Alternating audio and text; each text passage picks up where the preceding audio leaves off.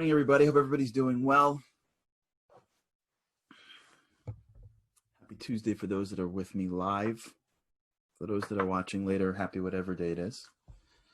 Summertime, July 4th week. A lot to do. A lot to do. We were talking yesterday about this idea of rituals. We've transitioned from last week talking about the why of life, the underlying reasons for why we do what we do. Not only are they psychological, but they're much deeper than that. They're spiritual.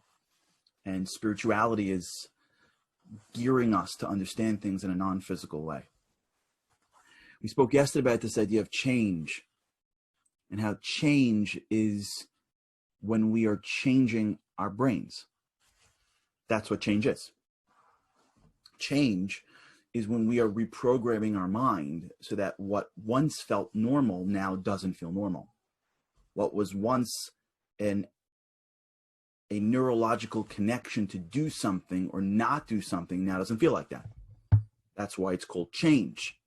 Change is not, I really do want to do these things. I'm really that person, but I have to now hold back who I am because of something else. Right? Change is not, I would love to treat him that way.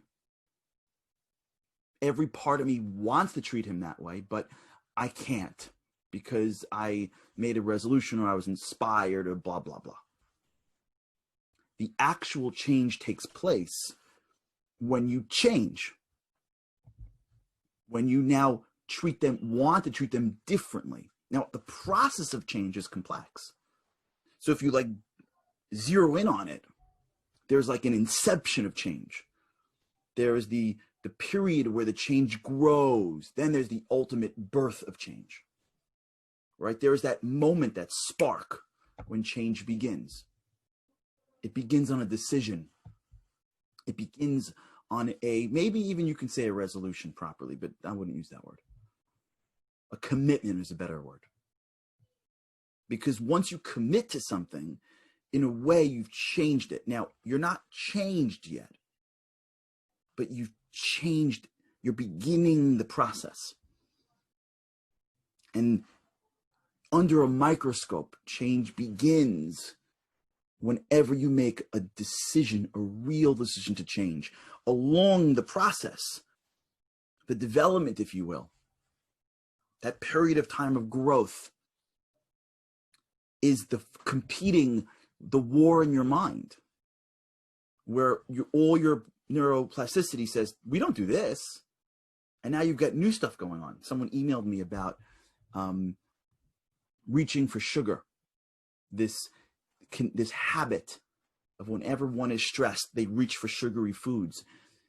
So once someone starts to change and reach for something else, there's going to be a period of time where your brain's like, well, what are we doing? We're at this crossroad, stressed, and we have what was once one direction, sugar foods. Now you're introducing a new direction. Reach for something healthy. Like, what do we do? So step one of change is I'm changing.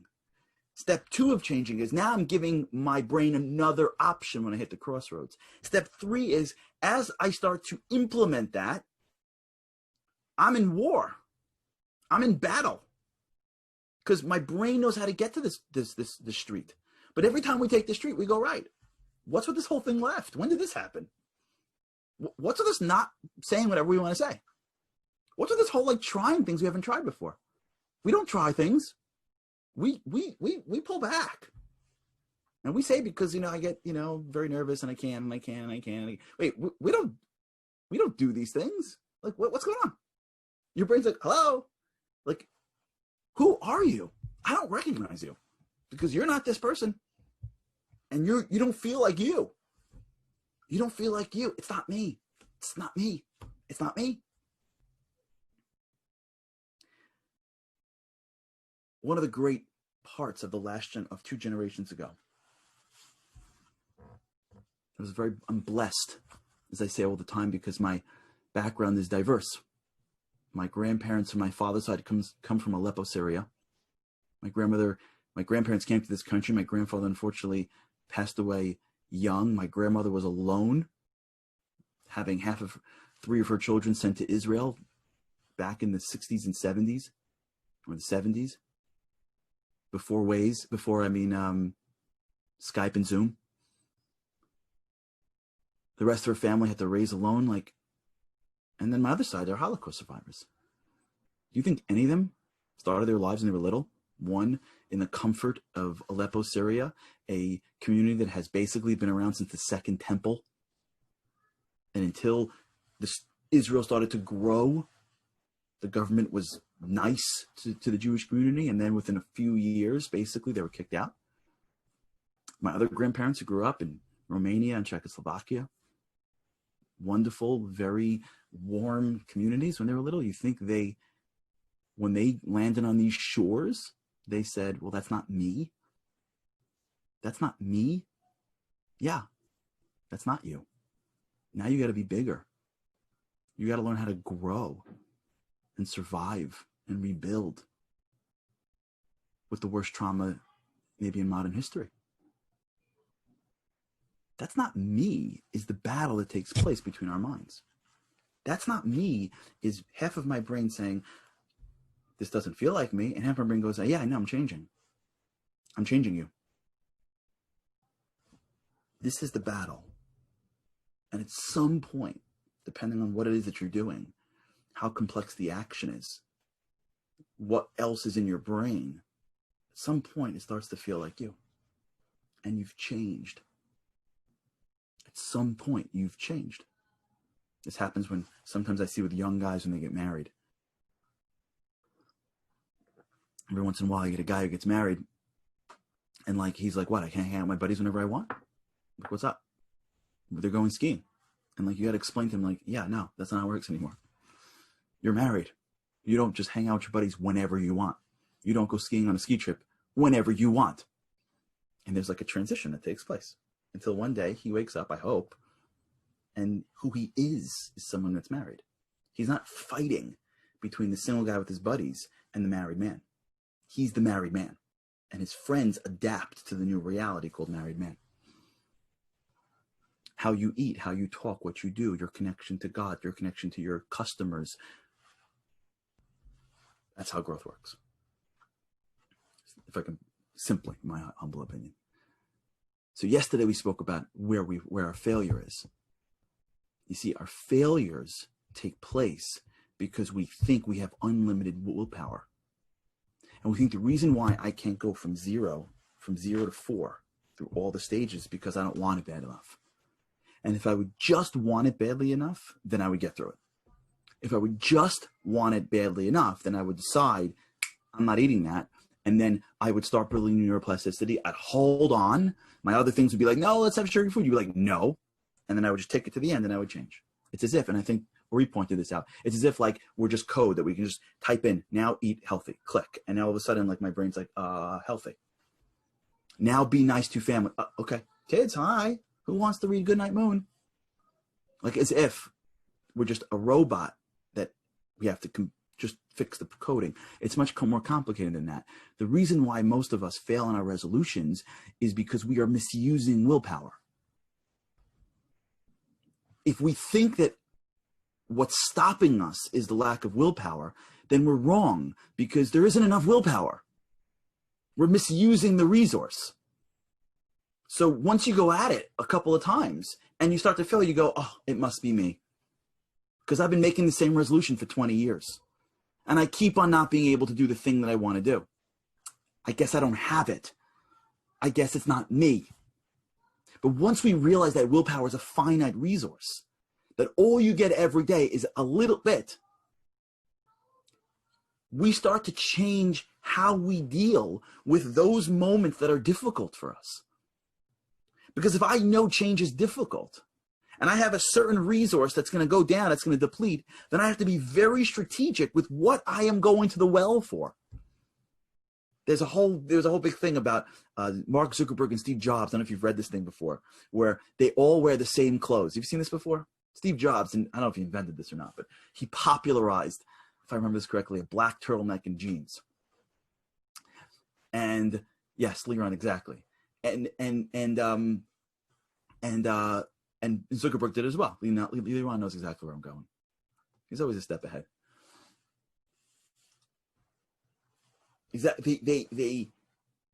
Zuckerberg also did the same thing. Why? Because as he said, less decisions. What does less decisions mean? Who cares? Who cares if you wake up in the morning and you pick out your clothes? How hard is that? The answer is to a guy like Steve Jobs and Mark Zuckerberg, who have so much on their heads every day. They recognize that if I can make one less decision in the morning, what to wear, I'm going to save a small little bit of my emotional willpower. I'm going to save that ounce that I would have had to go into the well for. Do I wear the white shirt or the blue shirt? Do I wear this tie or do I wear that tie? That morning routine would have sucked out a drop of my willpower, and I would now not be able to use it for how hard this is.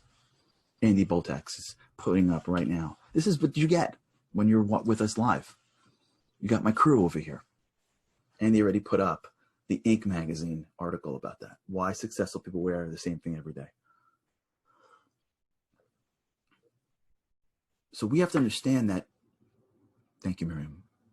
We have to understand that what we're doing every day when we engage in the world is going to the well for our willpower.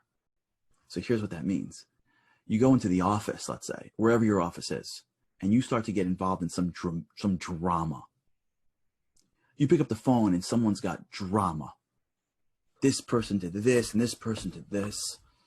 You're in your house and you're right about something. And you know, because you've been living in the same house for a bunch of years, that if you bring this up, it will have no constructive benefit. By that comment to your wife, that comment to your kid, that comment to your congregant, it's not going to change anything. You know it and I know it, but you're right. So you are about to bring it up and then you say to yourself, wait, that's like 7 units of energy that is going to nothingness. How about I just smile? Everybody's happy and I got 7 more units of energy to put into my life. Do you know how much? Thank you, Nira. Do you know how much? I appreciate all your comments on the side. You guys are awesome. Do you know how much energy we're giving up to nothingness? I'm a huge sports fan, if you haven't been able to tell. Do you know that I took a year off from watching the Yankees? Which, by the way, if you know me, is like, you did what? Did you not eat for that year? And I'll tell you what happened. The Yankees played the Red Sox like 10 years ago in the conference championships. The Red Sox and the Yankees are in the same conference. And the Yankees were up 3-0 in the series. You had to win 4 games. And I believe it was the bottom of the 9th. And Boston got a hit and a hit and a hit, ended up winning that game and won the series 4-3.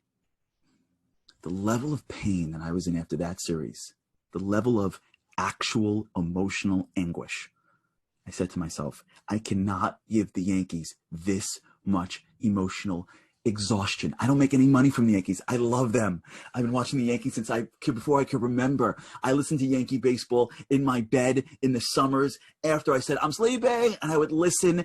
Are you kidding me? Yankee baseball for a New Yorker? It's too much. So I had to take a year off. No baseball for 1 year. Because I was giving it too much emotional energy. We are free with our emotional energy. We go to the bank. God says, okay, you wake up in the morning, you get a good night's sleep. Here you go. Here's your willpower. Good luck. And we're like, sure. Anybody want a piece? Here, I'll get involved in this fight that I can't even help. Sure, I'll watch the news, which gives me zero ability. There is informational moments that I need to do. I'm not going to live in a bubble. But then there's the stuff that I watch just so that I can go, yeah. Like I watch the stuff that I already agree with just so that I can look at the screen and go, those people on the other side, they're ridiculous. Why are they even here? And I get all worked up by the news because I hate this person. I love this person. And and then I go watch things and I do things and I get involved in conversations of things and I pick fights. And before you know it, it's like noon and I'm exhausted. I haven't done anything. Nothing that's going to change my life. So then I start doing things like I go to the gym, let's say, or I try to eat healthier. Maybe I could, learn something I don't know before, or read something, or connect to my family in a real way. And as I get home, I'm blown out. I got nothing left. That's exactly right, Leon. That's why they always say, write down your 4 things to do every day, circle the hardest one and do it first. You know why you do things first? Because you're filled. How are we going to talk about change? How are we going to be serious about change if the resource that we need to change, which is willpower, because willpower is what's going to help us when the brain goes, we don't do this. When there's the battle in your mind between what you've done and what you want to do, when you've got the cognitive battleground and you're going to need to hold your ground and tell your own brain, which feels like you, we're not doing this anymore. That requires real willpower. This isn't somebody else you're fighting. This is yourself you're fighting. This isn't an enemy that you can recognize. This is the enemy that's in your mind. Which one's you? Which one's not? As Jack emailed me last week. Wait, when I give, am I taking? Am I taking when I'm giving? I don't know. When I give to my wife, am I giving to her? Am I giving to me? I don't know. It's hard. This stuff's serious. That's why there's only a few people that do this. That's why the rest of the world comes home after a long day and just veggies. That's why every single content platform, you realize that every single content platform is posting today? You know that you go to Netflix and Hulu and Amazon Prime, and now you've got Disney Plus, and then there's 1,000 more, and everybody is getting more and more and more and more content. How much content can we digest? The answer is a never-ending amount, because that's what happens when we waste our attention on stuff that doesn't matter. By the time the end of the day comes, it's like 7, 8 o'clock at night, and we're spent. So all we can do is veg. So I want to feel important. So someone, I can't do it myself. So someone, please, somebody put something important on the screen, please. Please.